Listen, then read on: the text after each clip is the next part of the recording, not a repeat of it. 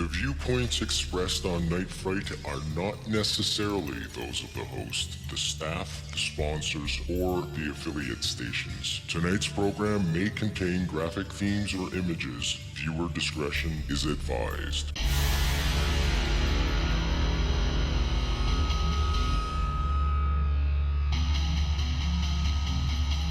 There is a time for question. There is a time for answers. There is a time to challenge. There is a time to speculate. There is a time for change. There is a time for truth. The time is now.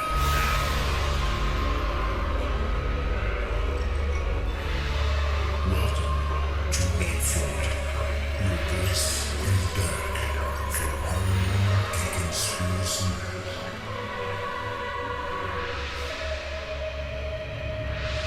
And now your host, Brent Holland.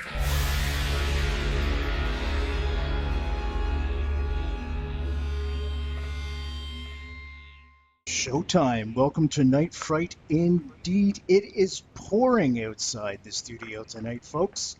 It's dark, it's cold, and it's downright nasty. You know, it's the perfect night to settle in your most comfy chair. Get the comforter way up tonight. Get the coffee going, get the tea going, or get a beverage of your choice going. Tonight, get ready for this. We're going to look at black magic up close and personal. Tonight we look at the possibilities of H.P. Lovecraft's works being used in black magic, Anton LaVey's Satanism, Voodoo, Wicca, Aleister Crowley, amongst many others. Our guest tonight is John L. Steadman, and he is author of a brand new book I'm holding up called H.P. Lovecraft, the Master of Horror's Influence on Modern Occultism. I'd like to welcome John to the show for the very first time. Quite a book, John, full of revelations for me when I read it. Now, I want to ask you, was H.P. Lovecraft indeed practicing black magic? A lot of occultists like to think that, and a lot of them realize, of course, that they can't really prove that empirically. And so what they'll make the claim is that Lovecraft was unconsciously practicing black magic, and they make that claim by saying they had avid dream life, and that dreaming is actually something that a magician can use magically. And so they claim that on the dream level he was practicing magic. But Lovecraft himself didn't believe in magic. He was a materialist and atheist, and he actually identified himself as a mechanistic materialist. And what he meant by that was that nothing exists apart from matter, and all the facts of existence and experience can be explained in reference to the laws of material substances. So any kind of immaterial substances, and that would be magical powers, and that would also include any kind of magical entities such as gods or goddesses, are immaterial. So Lovecraft denied their existence. Lovecraft was also an atheist, so that was like adding insult to injury, you know. So he definitely did not believe in magical entities and magical power, and he definitely wasn't practicing magic. John, was Lovecraft accessing a universal consciousness, if you will? And if that is the case, I guess what I'm trying to ask you, is there a difference between black magic, which of course everybody in the world equates because of horror movies, etc., with evil, or white magic that everybody of course associates with good? Is there a difference between the two? Yeah, there sure are. Like in my book, the book is primarily written for fans of science fiction, horror, and fantasy, and not necessarily for specialists of magic. Now, I get into some very technical, magical things in the book, but it's written primarily for people that don't know much about the subject. So in the first chapter, I clarify exactly what magic is. I give a definition of it, and then I explain the different types of magical methodologies. And one of the things I clarify in that chapter, because I have to upfront, because like you said, the term black magic has very unpleasant connotations. They view that type of magic as being evil, or at the very least morally reprehensible. So what I do is this: I define The difference between black magic is simply based on what type of magic it is. So what the black magician does, in my definition, is it's magic that you use simply to gain knowledge or power, and that's all. And then what white magic is, it's actually centered on the goal of spiritual perfection or spiritual attainment. Now, the way the evil and the good comes in, it depends on the actions of the person or the person themselves. Like, there might be a black magician, but the black magician isn't necessarily evil. He can be very good if he's acting ethically. So if he's pursuing knowledge or power in an ethical way, then he's good, even though he's a black magician. Conversely, a white magician could be very evil if he's pursuing his path towards spiritual perfection, but he's doing it in a way that's harmful to other people. I would classify Aleister Crowley as a white magician, because all of his life he was practicing spiritual perfection, trying to attain it, but yet he was a very unethical person. He was a very evil person in a lot of ways, and so he was evil, but he was a white magician. I'm sorry, John, what makes you say that he was evil? Are there examples you can give us of how you would define that? Oh, I can give you many examples. He had a pernicious effect on almost everyone he came into contact with. He had a tendency to use people.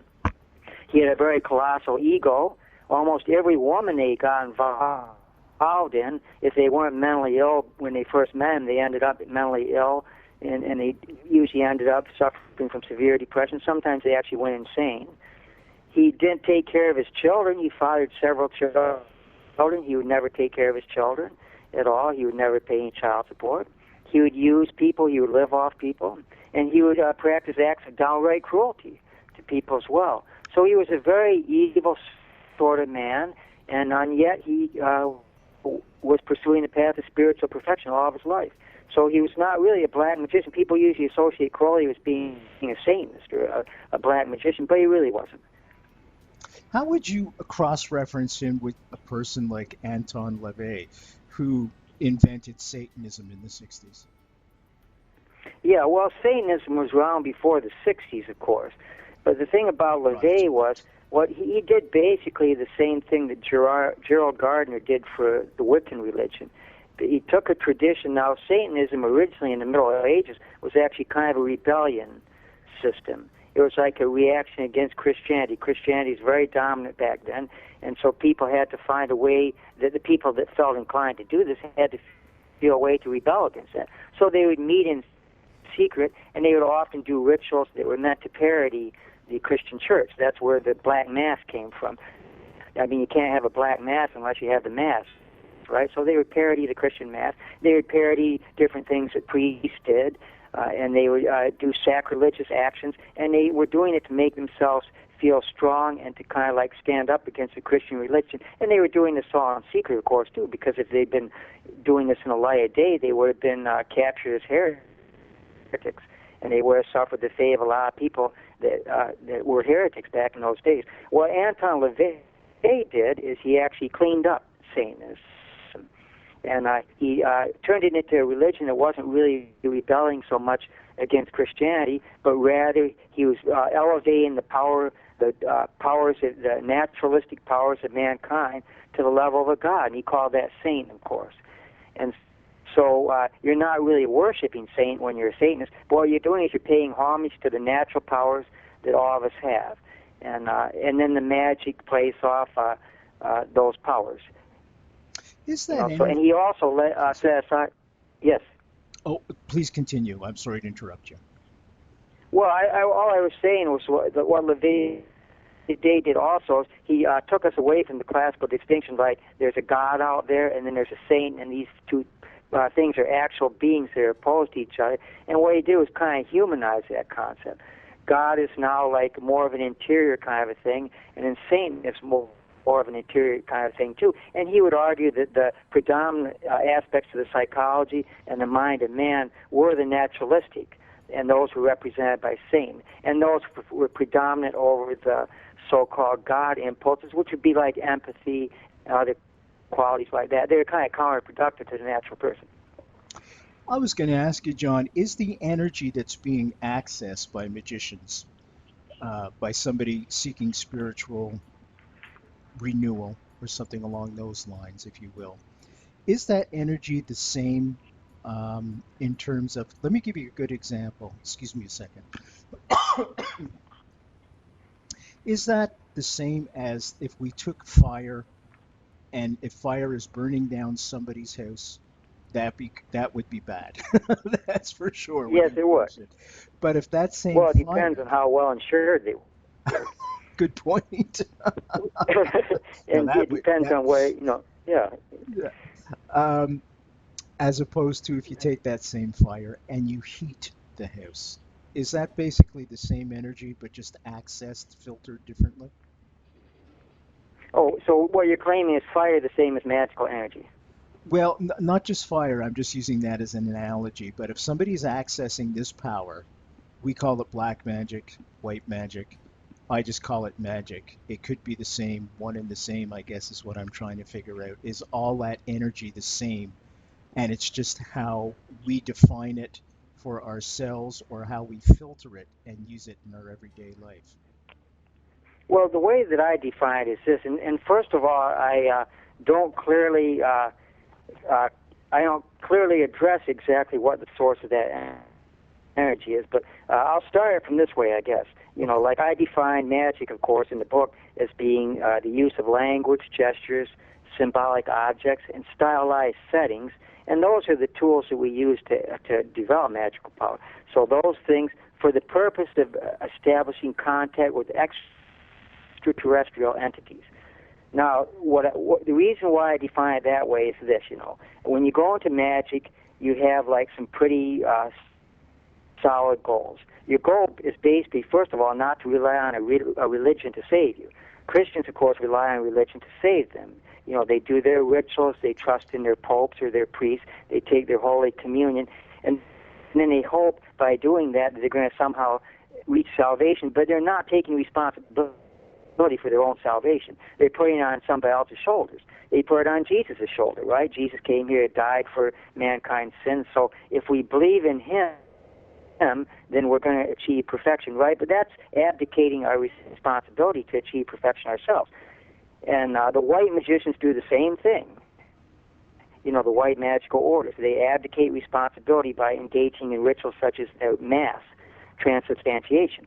But what I'm arguing is what the magical practitioner does, and that's how I like to call them, magical practitioners. They're looking for an original relationship with the universe.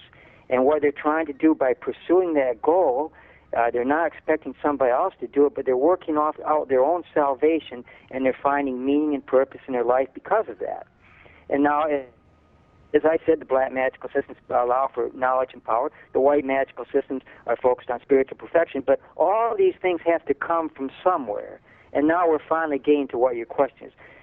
So what's the source of the power? Where does it all come from? And what I argue is they come from the extraterrestrial entities themselves and the places that those entities inhabit.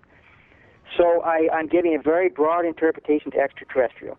So you could argue that these extraterrestrial entities that service the battery of the force of magical effects, you could argue they're entirely personifications of the power of your mind.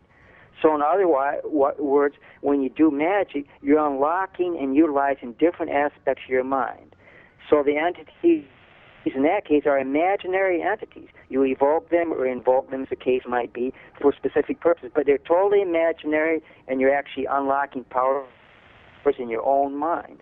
I also allow for the possibility that these extraterrestrial entities might be actually existing entities, and they inhabit alternate dimensions, and you can contact them through ritual, and primarily ritual, dream control, and control magical possession, which are the magical methodologies that I talk about in Chapter 1. And I'm even opening it up to the possibility that extraterrestrial entities are actually actual ontological entities, and they exist in different worlds, on different planets, and they're alien in every sense of the world. I mean, they're just like us, but they're just living on different planets or in remote or inaccessible places. So I leave it up to your interpretation of what the source of the magical power is. But the power is intangible. It can't be quantified the way fire, for instance, or lightning can be quantified. And so in that way, we can't really measure it. Fair enough, John. I think that answered it very perfectly. Folks, we're speaking with John L. Steadman tonight. The book is called H.P. Lovecraft, as I hold it up to the camera.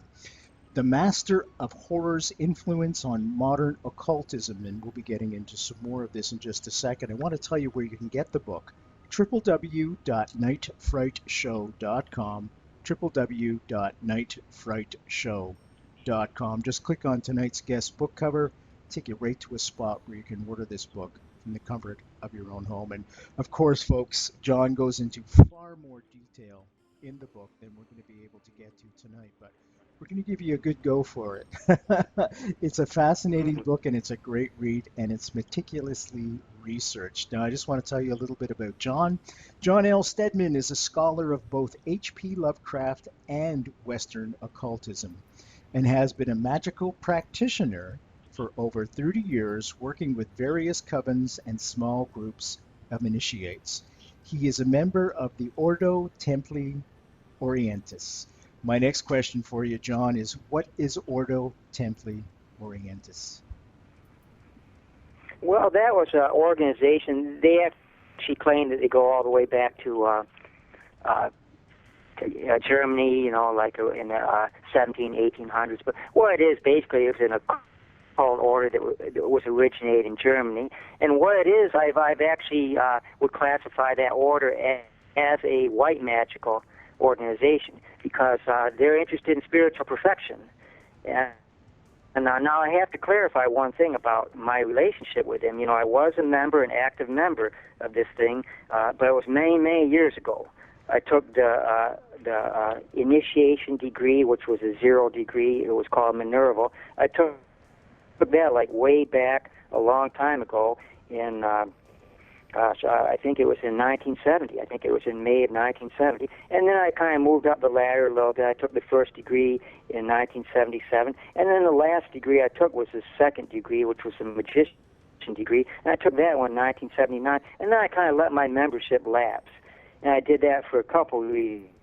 One, in order to be a member of the order, you have to accept the law of Thelema, and you have to accept Aleister Crowley as Logos, or the prophet of the law of Thelema. And I found that I didn't really accept that. I didn't really accept Crowley's leadership there. And also, I discovered that I didn't really think that that worked for me. The secret that lies at the heart of the OTO is very similar to the Catholic religion. The Catholic religion actually believes when you do the Mass, the body and blood of Christ that you're doing there becomes the actual body and blood of Christ. So when you're taking communion, you're actually eating and drinking the flesh and the body of your God, and that will help purify you and make you into a god or goddess after death. Well, the Ordo Templi Orientis, which actually means the Order of the Oriental Templars, what this organization does is they're actually eating, and I'll just put this bluntly, they're eating sperm. They're eating sperm and sexual fluids. So they believe that the initiate achieves perfection through having sex with other initiates, and then you consume the combined sexual fluids of the male and the female, and then it helps spiritualize you too. You notice how similar those two approaches are to perfection. The Catholic and OT are exactly the same. But I found that the OTO just wasn't working for me, because I'm not so sure that there is such a thing as spiritual perfection. I'm not so sure that we can attain it, and I kind of agree with Lovecraft on that score. And then secondly, I've noticed that the people that practice that magic, it doesn't really help them too much. Whenever sex is involved for some reason, people talk like they're spiritualizing themselves, but when sex gets involved, or when blood and flesh gets involved for that matter, the spirituality tends to go out the window, and it tends to make you even more earthly and materialistic. And I would argue that Aleister Crowley became like that. He was completely obsessed and ridden with sex in his later years, and he was also a terrible drug addict in his last years. And I noticed in his own life that he couldn't really focus anymore. Once he got into the OTO, he was like engaging in all this sex magical workings, and he was taking all these drugs, and he lost whatever finer edge he had, and I certainly saw no indication of spiritual perfection at all. In fact, I saw de-evolution on the part of Crowley, and certainly I couldn't follow a prophet like that. So I put the OTO behind me, but I want to say the OTO is a growing organization. And I think that there are people that might help. It might help fledgling initiates in their quest for spiritual, mental, or moral perfection, but I really found myself no longer having any use for it. I've got a couple of questions for you, because this has opened up a whole new door for us. Is Lucifer a living entity, if you will, in the same sense that he would be the opposite, as we've come to know in the Bible, the Antichrist, if you will, the opposite of Christ? What would be the opposite of Christ? Yeah, does Lucifer actually exist? Yeah, I think all those entities exist. Like, as I said before, like I could do a ritual right now and I could conjure something called Lucifer. And I leave aside whether that's something in my mind or whether it really exists. And what I do when I do a ritual, I'm not really interested so much in Lucifer. I mean, it's gratifying if he appears the way you kind of like hope that he's going to appear, much like the artist is trying to create something, right? And magic is very much an art. You know, you're gratified if you have a successful result, but I'm more interested in the knowledge and the power that I get from that. And I'm more interested specifically in whatever the goal of the magical ritual is. So I focus mainly on goals. If I get what I want, fine. You know, I don't worry too much about the details. I don't actually worry too much about where the thing exists, but I do believe that it does have power. You know, the things I call it, they have power. But I don't believe the problem with things like where you're talking about, is there an adversary to Christ or is there an adversary to the devil and stuff? These are all kind of human-centric concerns. I mean, we look at certain things and we kind of put human faces and forms on. I mean, people conventionally will think of Lucifer as being a horned kind of a thing, you know, a horned kind of a god with hoofs and a long tail. They think of Satan in that way too. But those are human-centric concerns, and those are impositions of the human mind on these things. But whether the things even exist or not, or what they look at, is an entirely different matter. So I don't tend to look in religious text to say, well, here's Christ, and then here's something that opposes Christ, because those are like as silly to me as like the Greek impositions, like viewing God as like a Zeus, a great white-bearded figure throwing thunderbolts, or the sun as being like a shining God in a chariot. You know, these are human impositions. Now, I don't know if I answered that correctly, but did I, or did I miss it? Yes, no, I think you nailed it right on the head. I think absolutely. What we got to remember about gods are like they're sources of energy, but I'm not so sure they exist. Like the Christian God, I would say the Christian God is a very potent force for good. In at least in our world, if we get outside of the planet, we're talking about things entirely different, and that's the genius of Lovecraft. And we can talk about his cosmic stance sometime later if you want. But the interesting thing about God is I believe he's a powerful being, but I'm not so sure that he actually exists in a real way, but it doesn't really make any difference. There are so many people in the world that believe in God. There's the Pope, there's all the Catholics, there's the Protestants. All these people are doing is fueling this thing. Think of God as a gigantic battery up there, drawing energy from all the people that believe in it, right? That's a tremendous source of energy. And so you can utilize that energy in a magical work. Same thing with Satan. Same thing with any other kind of gods. Ancient Sumerian gods. They're all potent sources of energy. You know, but whether they really exist or not in any ontological sense, who really knows? So in other words, do we create our own gods based on that thesis that you've just presented? I believe so, and I have to believe that because I don't believe it's a one-way kind of a street. It's us creating our gods, but I don't believe for a minute that there are gods that create us, because I don't believe that any genuine gods in terms of the universe, the universe as science perceives it, and as magical thinkers perceive it, and as quantum physicists perceive it too. I don't believe that the gods are looking back at us. I don't believe they're out there in any kind of human form at all. I think they're in forms that we can't even conceive of, that aren't even forms at all. They're in quantum forms, but they're not in any form we can conceive of. So any view of God is from our standpoint, but it's not from the standpoint of God. The only way we could even determine if it goes the other way, we'd have to be gods and goddesses ourselves.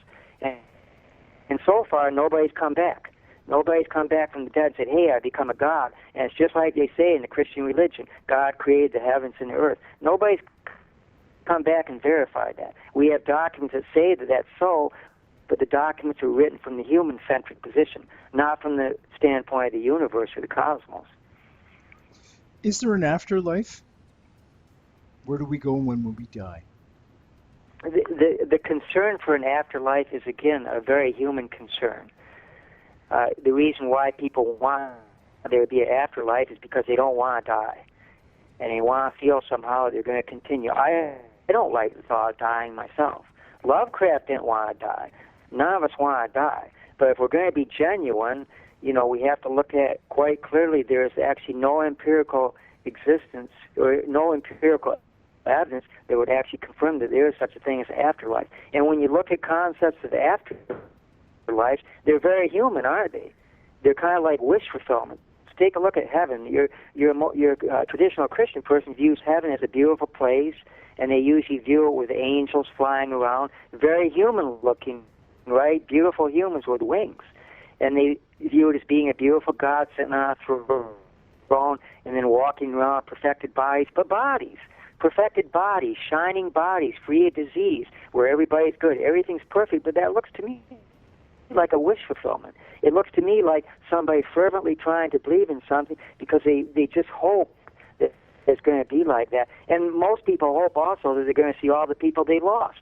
When you're my age, you've lost a lot of people. Both of my parents are dead.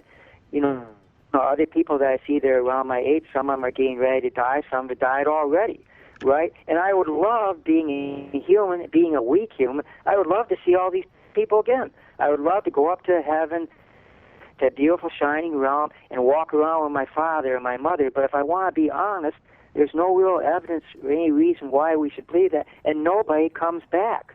Nobody comes back. I wish somebody would.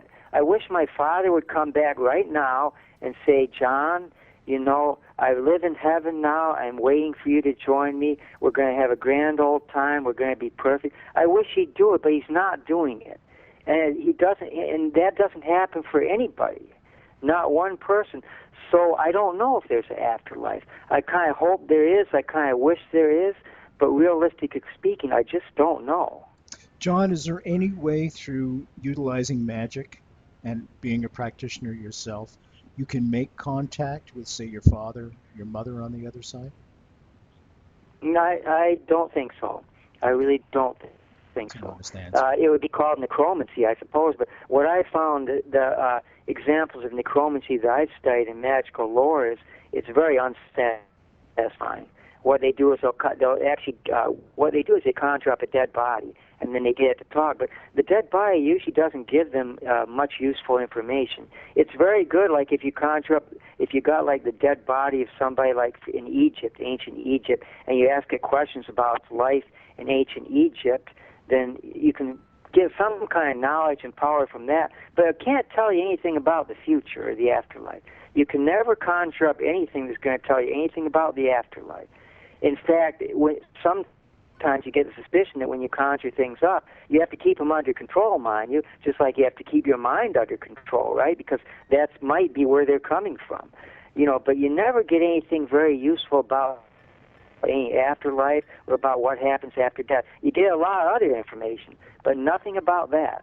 And the people that think they're getting it, they deceive themselves. I've examined records. I examined psychics. Psychics are very good at talking about things like that, but there's never any useful information. What I found that the people that use psychics, usually they end up feeling happier because it satisfied their wish and their hope for an afterlife, but it hasn't given them any real proof or any real answers. And if they think it has, like I said, they deceive themselves. John, when you're conjuring something up, is there a danger if you're not in control of it enough? I'm talking about the novices now, because there's a lot of people listening now that have no experience like you do. They're not practitioners. They're just novices. They're amateurs. Is there a danger that they could conjure up something that might be over their heads, something that they really don't want in their lives?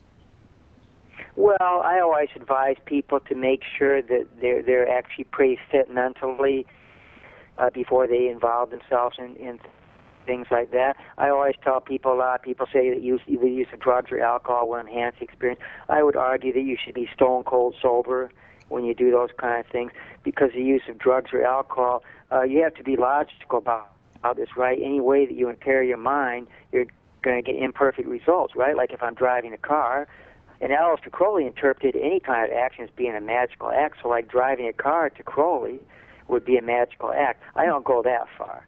I think driving a car is not a magical act. But a magical act is comparable because if your mind is impaired, and you're using the powers of your mind, basically. If your mind is impaired, then you're going to get imperfect results. The problem is that a lot of people do these things with an impaired mind, and then they have various problems themselves. A lot of the people that are drawn to magical practitioners sometimes have mental issues, or they have personality issues or personality disorders, and these only kind of augment the situation and make it worse.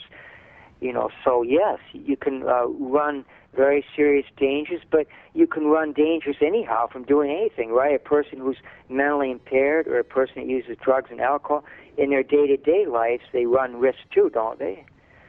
So it's equivalent to that, basically. But I would argue if you're going to be a magical practitioner, make sure it's something that you really want to do. Clarify what your goals are first, and then try and make sure your mind is as purified as possible, and that you're as healthy as possible, and that you are stone cold sober when you're doing the work. And then I suspect that you'll get some results. Whether they're going to be satisfying results, who can say? I've had several Wiccans on the show, and witches as well, and they always tell me the same thing. When they're casting spells, if it's done with malice in mind, there is a big chance that could revolve like a mirror, like hitting a mirror, and come back on them. And that you shouldn't really do that. If you're going to use these powers, you have to be very, very specific on what you're using it for, and it has to be for the greater good, if you will. Would you agree to that? Yeah. Would there be any truth in that? Yeah, I'm not so sure about the supernatural components, but I would say this, you always get a bad effect if you do it for evil or for malefic reasons, if you use malice. The witches have their little rule about whatever you do, it comes back at you 3 times. So if you do harmful magic, then you get harm visited back upon you, and that would be equivalent. I hate to say equivalent, but it'd be similar to like the law of karma, where you kind of reap what you sow. What I would argue is this. I would argue from a common sense standpoint. When you behave unethically, what happens is you end up hurting yourself, and you end up not getting the results you desire. At the very practical level, say you're a businessman, right? And you're an unethical businessman, so you got a Ponzi scheme running. You're running a Ponzi scheme. Eventually, those things catch up to you, and you end up blasted by it. A person will start out in the Ponzi scheme. You know what Ponzi schemes are, of course. They'll run very well for a time, but then pretty soon you don't have enough money to pay off your earlier investors. There's not enough investors come in, and then pretty soon you get to a point where you're bankrupt. And then it all comes crashing down. And for a couple of years, you might have accumulated a lot of money, houses, cars, women, whatever you want. But it's all going to come crashing down, and you're going to lose everything, and you're going to be sitting in a prison cell somewhere with nothing, absolutely nothing. Now, magic is like that, too. If you behave unethically, it's going to come back at you. I'm not going to say that it's a supernatural kind of thing, because I don't believe there are gods over there watching over us. Because then I would be trying to interpret what gods are doing from my own standpoint. But I will say from my own observations, people that do harmful or malefic actions always end up worse than they were when they start. And the Wiccan rule about it's 3 times coming back against you, I think that can't really be quantified, but I think they're absolutely correct about that.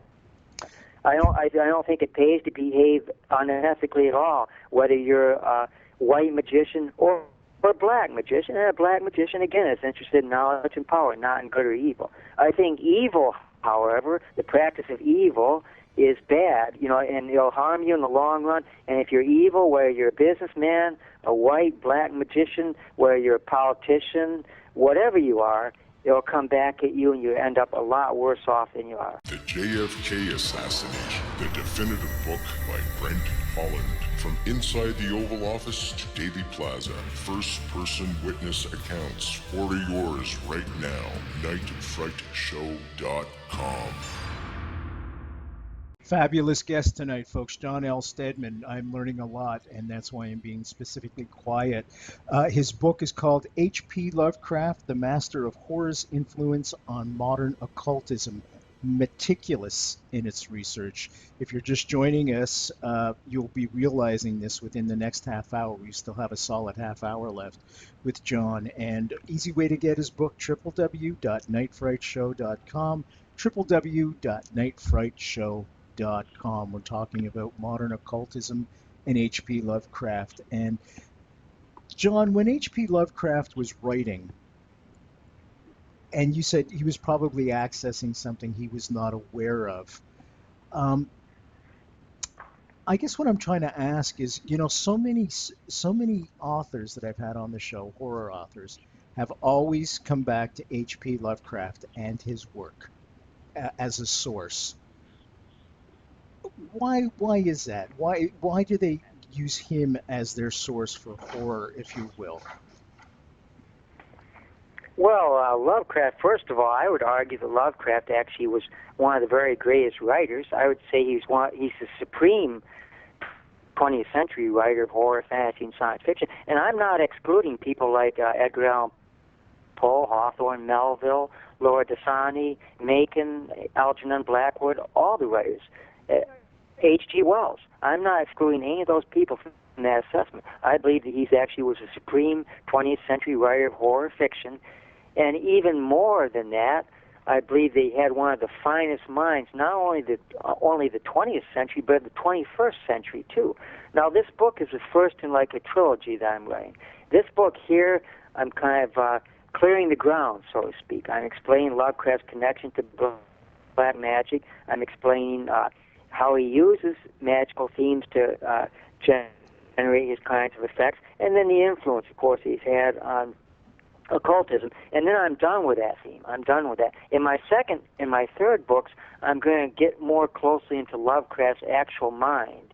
His mind, because there's a lot more to Lovecraft than this occultism stuff. And so it's going to be a trilogy, and it's going to take me at least 3 books to do it. I've actually got the second one almost written. I've got 86,000 words to it already. The book that you're holding there is actually 87,000, I think, and 661 words, if I'm not mistaken. I think the last draft was that long. So this second book is already about as long as that. I'm still writing. I've still got 3 more sections to write. So the second book's going to be a little bit larger than this one. And this is going to explore another aspect of Lovecraft's thought, his metaphysics, and his philosophy.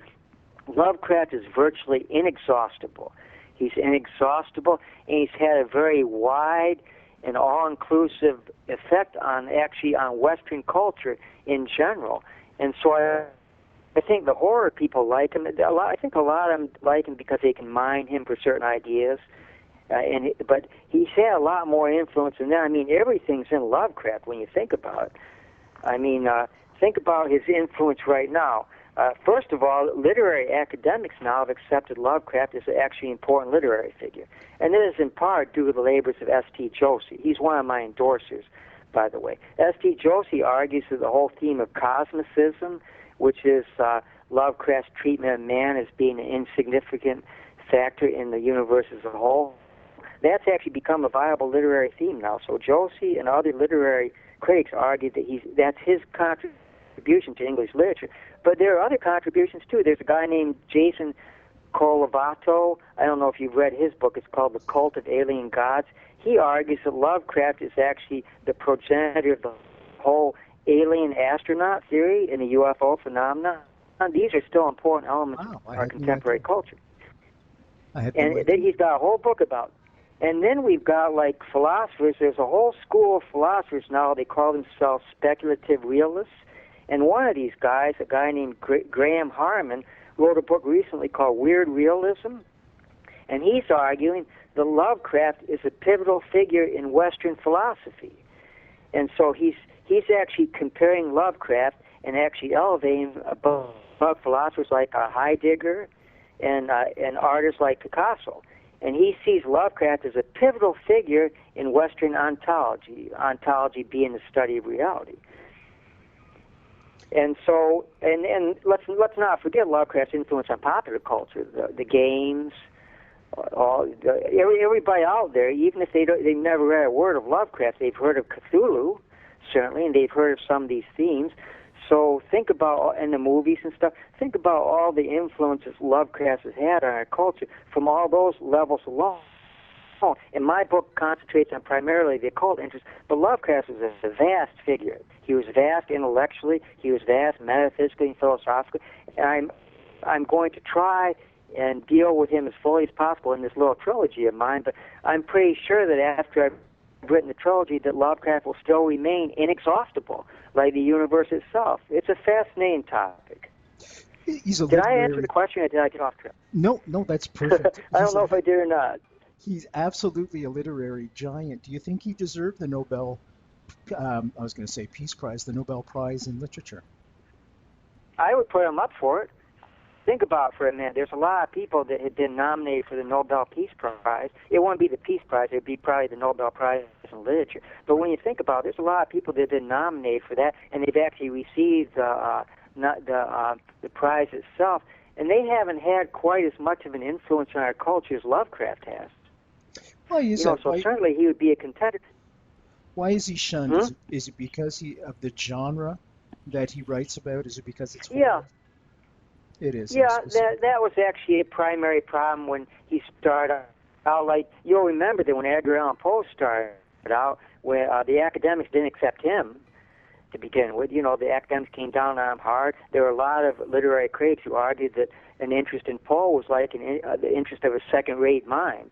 The only schoolboys and stuff like sensational things, and there's a lot of sensationalism in Poe, certainly, in those stories like The Telltale Heart. I mean, there's a lot of gore, there's a lot of graphic things going on, and they would argue those themes weren't literary themes, they weren't serious literary themes. And then it took a gradual kind of reworking of that, and then now most literary critics would accept Poe as a viable literary person, and we've seen the same kind of pushback when it came to Lovecraft. You had the great critic Edmund Wilson, who was actually a good friend of F. Scott Fitzgerald, and he wrote that Lovecraft was just a second-rate writer writing pulp fiction, and that kind of view persisted for a long time. But then some of the academics started reading Lovecraft, and then they started turning around.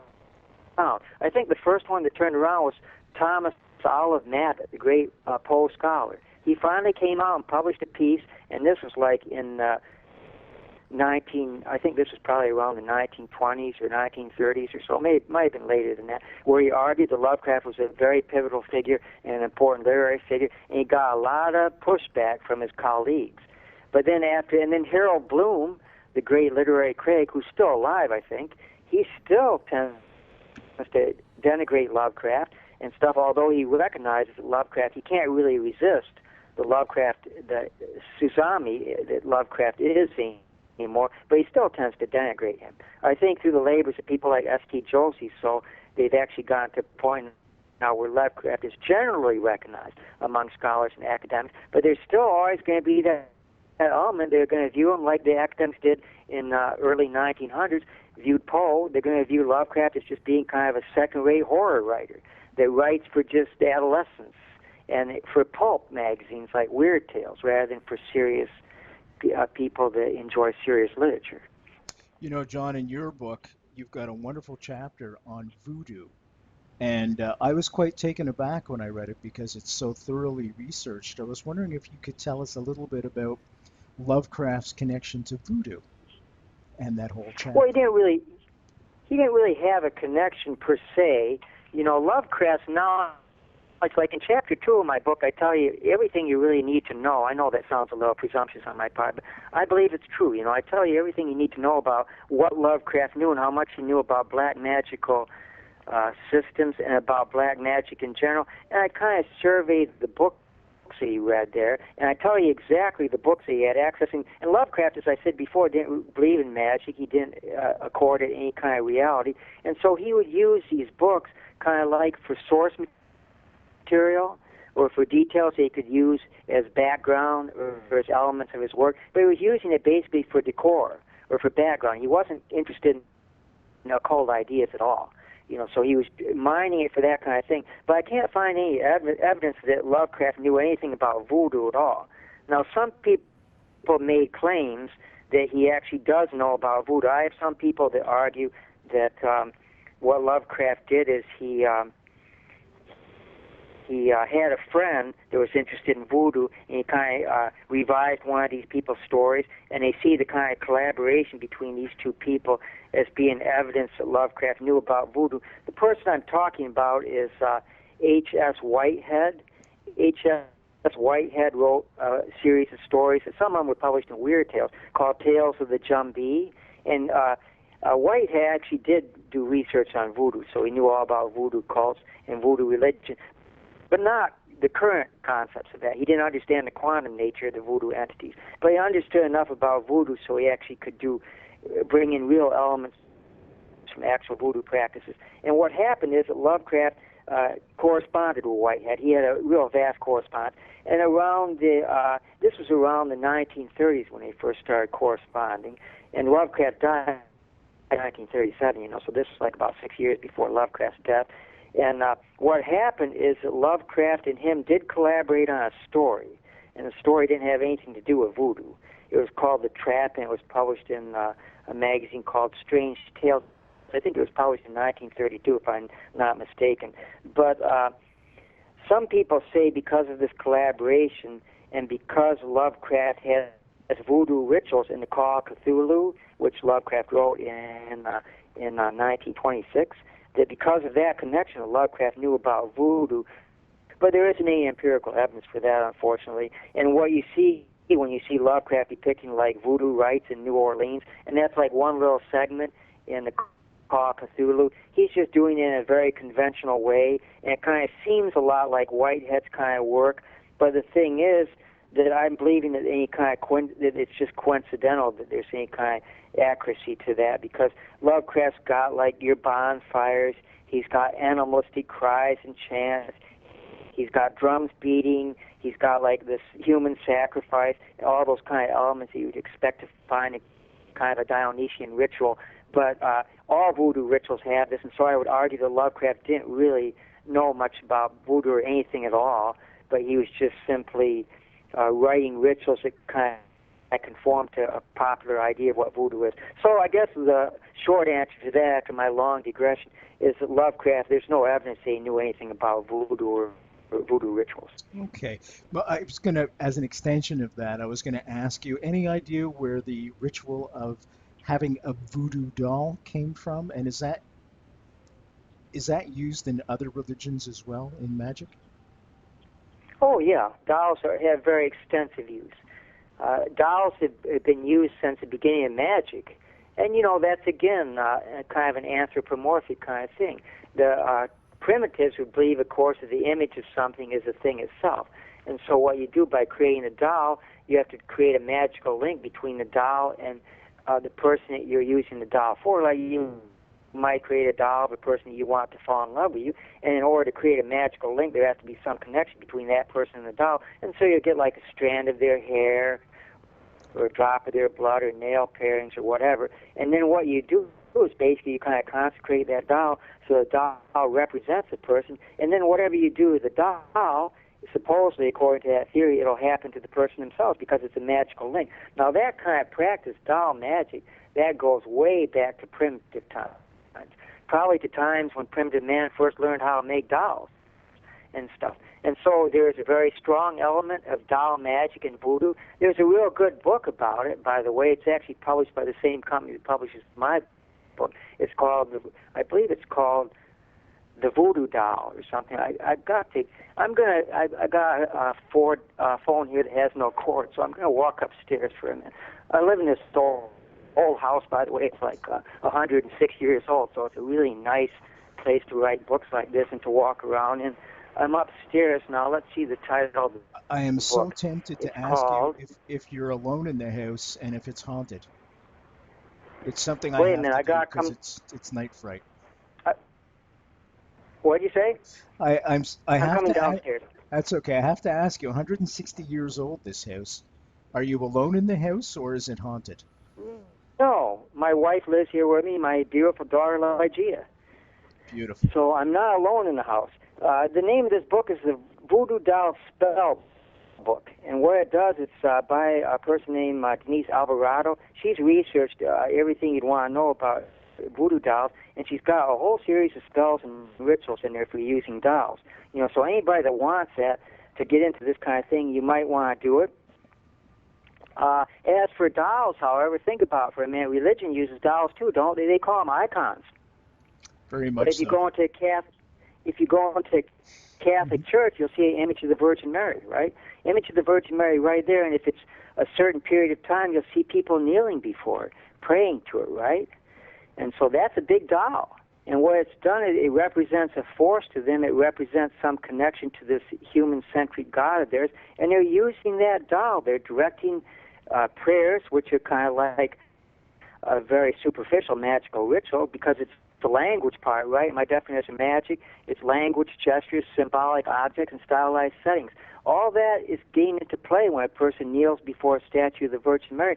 So that's an image of the Virgin Mary, and by extension, an image of the Mother of God and God himself, and they're using that image by language and gestures to accomplish a magical effect. And they're probably praying for something tangible, right?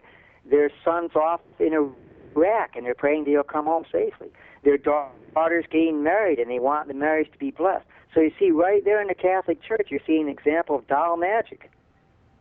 There's been a lot of movies recently, too. Annabelle comes to mind, and there was just another one, Chucky, and all this stuff, where dolls become possessed. Is possession a part of magic? Is there anywhere in there that possession, we think of the Exorcist and things like that. Is that all part and parcel to magic as well? Well, I talk about, this is what I deal with in the first chapter, after I clarify what magic is and define it, and after I clarify the different elements of magical practice. In the last part of that section, I talk about magical methodologies. And it's necessary for me to do this because all three of those methodologies appear in the works of Lovecraft. So he uses every one of those methodologies. One of them is, of course, ritual, and we've been talking a lot about ritual here. Another one is dream control, and we're talking about using dreams in a magical sense. And in that chapter, I talk briefly about how a magician does that sort of thing. The magician Austin Osman Spare, who actually is kind of like the pioneer of the Chaos Magic Pacts, which I talk about in the last chapter of my book, he used dream control, basically, in his magical workings. And then the third category is possession. And I call it the crisis of possession, but this is a very controlled possession. This isn't like the chaotic possession you see like in The Exorcist. And I believe that people can be possessed like that. I'm marking back to our talk with voodoo as well, because we know that one of the goals when they're doing voodoo ceremonies is to become possessed for a spiritual That's correct. Yeah. And I talk about that a lot in my chapter on Lovecraft and the voodoo religion, but primarily voodoo ritual, they utilize the crisis of possession. And what they're doing, they're actually being possessed by their gods and goddesses. And then they're doing it for a very specific purpose. They're not doing it because they want these gods and goddesses to bring them to perfection.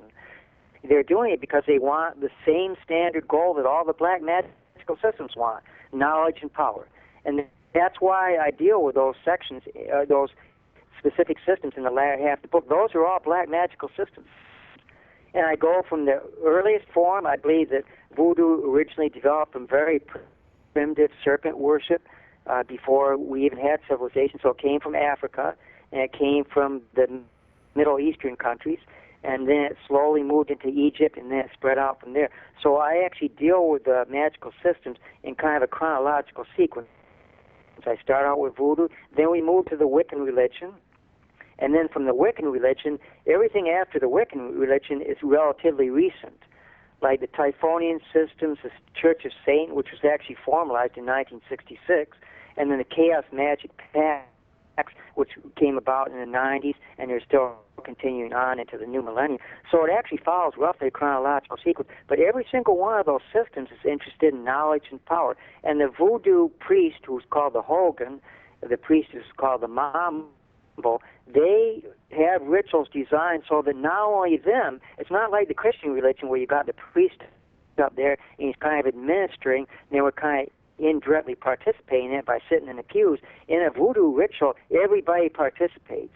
And that's why I call it's a religion, but it's also very strongly a magical system, because if you're involved in a voodoo ritual and you do it right and you get involved in it, you will be possessed by the Lord, the gods and goddesses, and then you'll bring you to knowledge and power. And that's what the purpose of their rituals are. And they have lower purposes too. There's a lot of spells. There's a lot of gree, they call them. It's spelled G-R-I-S, gree, and that's the work that you do with dolls and with the candles and the potions and the oils and all that kind of stuff.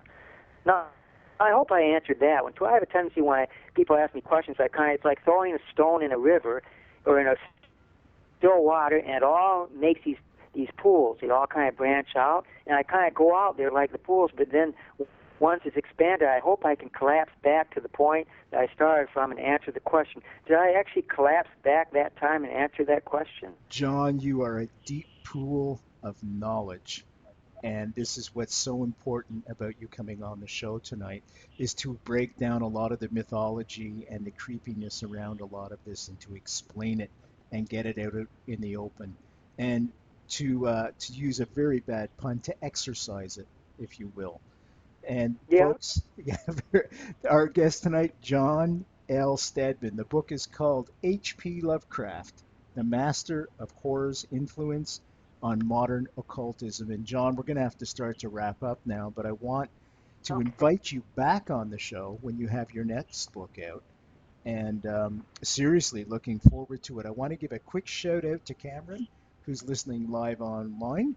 And I also want to give a shout out to Kelly Lowe. Kelly, thank you from the bottom of my heart, as always, for putting together the website week after week after week. Volunteer show, folks. It's a one-person show. It's me. Well, it's two people now, because Kelly volunteers as well to keep the website up. And I am very grateful, because there's no way I could do this show without him. It's just too taxing between the research and the editing and everything else that goes into it. So www.nightfrightshow, there you will find the archives for all our guests. And as always, click on tonight's guest book cover. I'm holding it right up now to the camera. And order this book. It's a great read, and it's a great time of year to read it. And you're going to surprise yourself. It takes away a lot of the hocus pocus that has been gathering around a lot of this subject matter, and John's research is impeccable. That's why I've invited him back on for his next book. John, I want to thank you very much for joining us tonight. I thoroughly enjoyed it, my friend. You still with us, John? I'm still with you. I heard thoroughly, and then it kind of went dead for half a second. Thoroughly enjoyed it, my friend. I want to thank you so much. Well, thanks for the opportunity. I had a lot of fun. I love doing these sorts of things. Thank you, my friend. I'm Brent Holland from Night Fright. See you next time.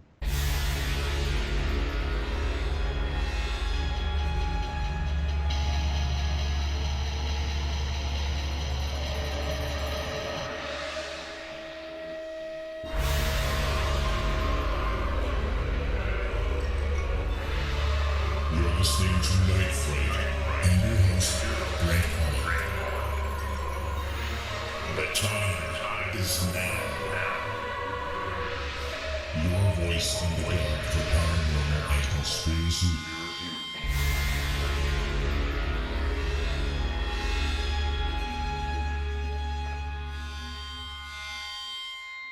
The JFK Assassination, the definitive book by Brent Holland. From inside the Oval Office to Daily Plaza, first-person witness accounts. Order yours right now, nightfrightshow.com.